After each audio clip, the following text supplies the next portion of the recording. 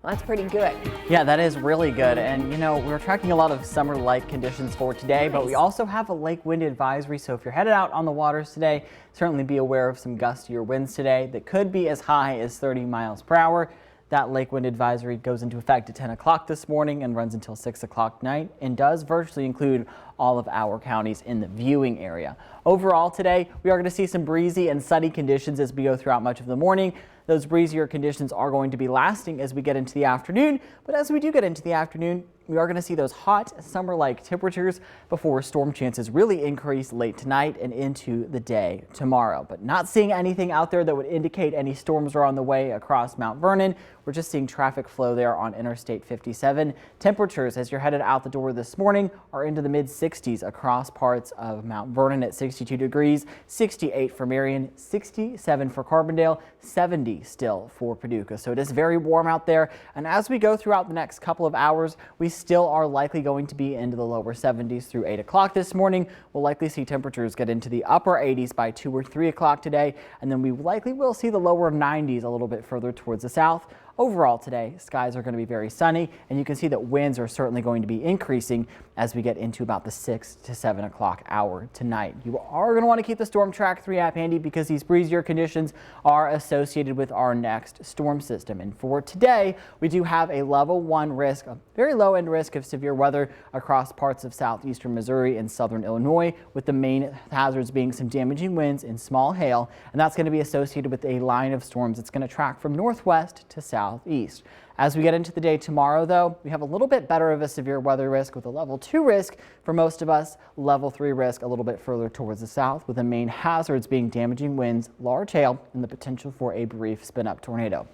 So we'll go ahead and walk you through hour by hour what's going to happen by 3 o'clock today. Notice most of us are still going to be mostly sunny with temperatures running into the low 90s. So as you're headed out the door late this afternoon, I don't think you're going to be dodging any sort of showers. But as you're headed to bed tonight around 11 o'clock, we are going to notice a few of those storms start to track in from the northwest. These are what could be on the strong to severe side, but this line will weaken as it tracks from northwest to southeast, and then we should see that fall apart and weaken as it does track towards the south and towards the east, and it should be out of here by tomorrow morning. So I do think your Wednesday morning commute is going to be mostly dry. We're going to have a lot of dry time tomorrow during the afternoon or into the mid-morning hours and through early afternoon hours. Temperatures are only going to be running into the mid-70s by 11 o'clock tomorrow morning. But notice we are going to see those storms start to reform in the early to mid-afternoon hours. And by 3 o'clock, we could be dealing with some pretty widespread shower and thunderstorm activity. Any of these storms could be on the strong to severe side, with the main hazards being the potential for some damaging winds, some large hail, and also the potential for a brief spin-up tornado. But what may work in our favor to keep these storm chances a little bit less across the area is that we may not see as much instability. Once those storms get out of here, we should be dry by late Wednesday night, but that's not before some of us could see up to 2 to 3 inches of rain with all of these rounds of showers and storms. But that certainly is going to be very highly variable on where we see those heavier showers set up. We do have an 80% chance of rain for Wednesday, 40% for Thursday and Friday.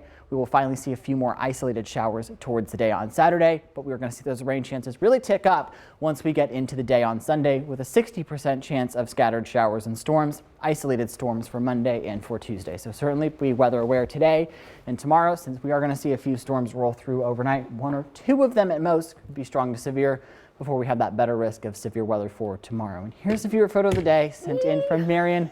It's cicadas. Thank you, Jordan. You rock. That is fantastic.